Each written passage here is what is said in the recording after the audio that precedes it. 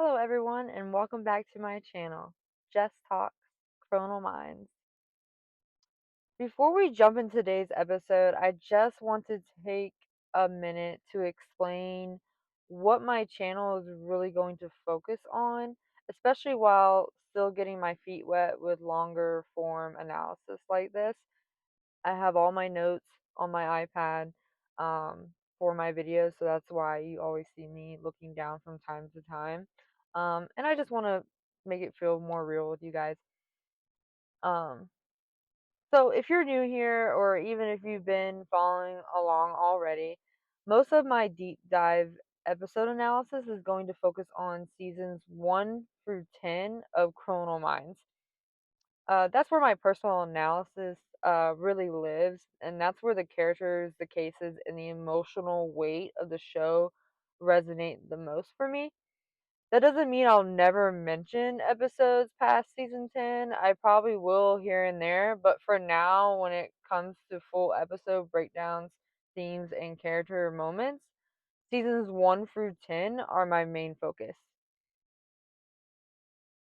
I'm also not going in strict order yet. I'm kind of bouncing around between my all-time favorite episodes while I get comfortable doing this style of video, figuring out pacing and finding my rhythm. Think of this as me inviting you into a conversation rather than delivering a lecture. And with all that being said, today's episode is my all-time favorite episode of the entire series. Not just season 4, not just early Chronal Minds, the entire show,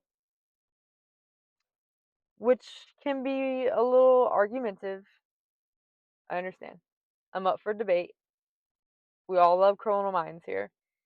But before we talk about this episode specifically, we need to talk about season 4 as a whole.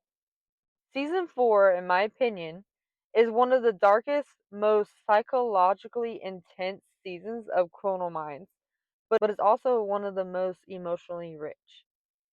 This is a season where the team feels truly seasoned, the cases are more disturbing but more layered, and the emotional consequences of profiling start to really show.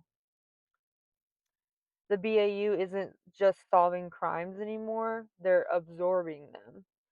Season 4 also balances shock with empathy better than almost any other season. The show isn't just who did this, but why. And more importantly, what broke inside someone to make this possible. And no episode represents that better than Soulmates. Soulmates is not your typical Chronal Minds episode. There's no flashy twist, there's no sudden reveal halfway through, there's no relief at the end. Instead, the episode slowly, deliberately walks you through shared delusion, emotional dependency, and the terrifying idea that love, or what someone believes is love, can justify anything.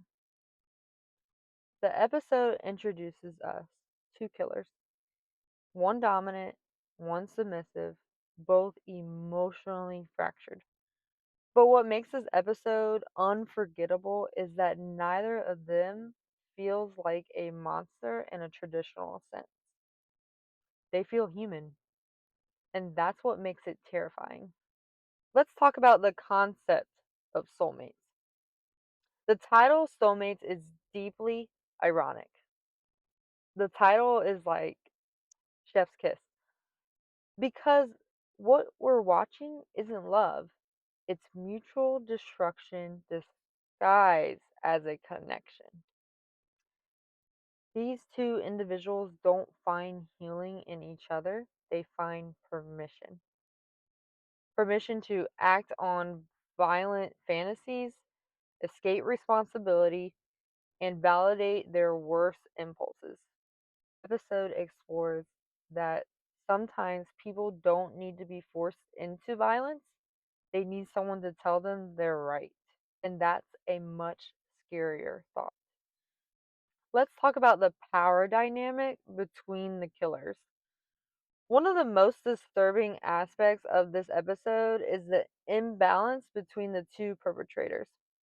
You have one person who is confident, manipulative, and emotionally dominant, and another who is desperate, insecure, and searching for identity.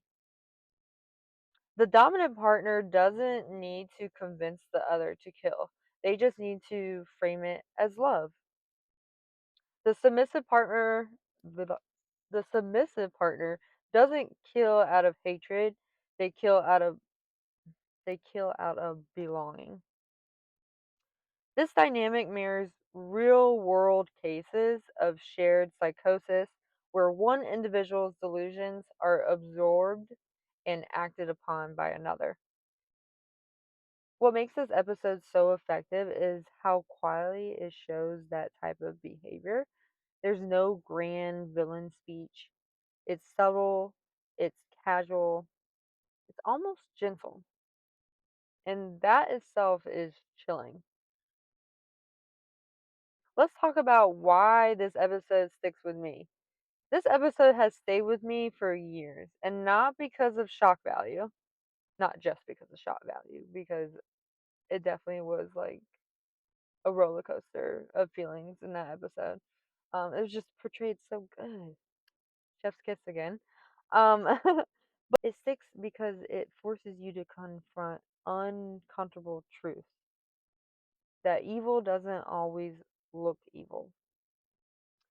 That loneliness, that loneliness can be weaponized, and that being seen by someone doesn't always mean being saved.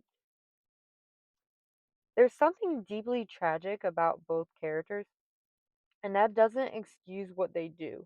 But it does explain why the episode lingers long after it ends.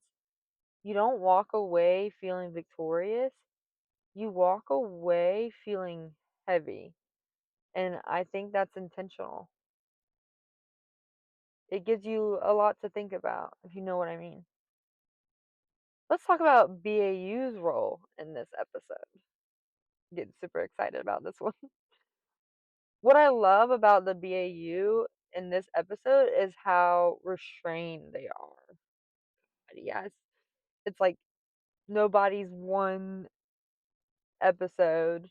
Sometimes they like, oh, this case really impacted Rossi or this case really impacted Morgan, but it wasn't like that with this episode. There's no overconfidence, no dramatic profile monologue, no moment where everything clicks neatly into place. Instead, the team is placing together emotional evidence, not just behavioral patterns. They're trying to understand a relationship, not just a crime. And that restraint makes the episode feel grounded and realistic. And I just love how they jump right in the episode. So good. Why Soulmates? Let's talk about why Soulmates represents Criminal Minds at its best. This can be arguable, I understand. But Soulmates represents Criminal Minds as its most mature. It doesn't rely on gore, it doesn't rely on spectacle. It relies on psychology, empathy, and discomfort. This episode trusts the audience to sit with unease, and that's why it works. Season 4 does this better than almost any other season, and this episode is the perfect example of why it's my favorite. Alright, time to reflect. So, this episode is just the beginning of the kind of analysis I want to do on this channel. I want to talk about why certain episodes stay with us, why certain characters resonate, and why Criminal Minds is more than just a procedural. If you love seasons 1 through 10 of Criminal Minds the way I do, you are in the right place, my friend. And if Soulmates is one of your favorites, I'd love to know why.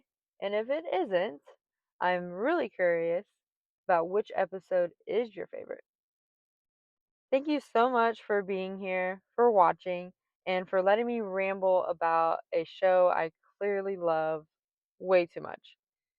Don't forget to like and subscribe if you like this breakdown, and I'll see you in the next one.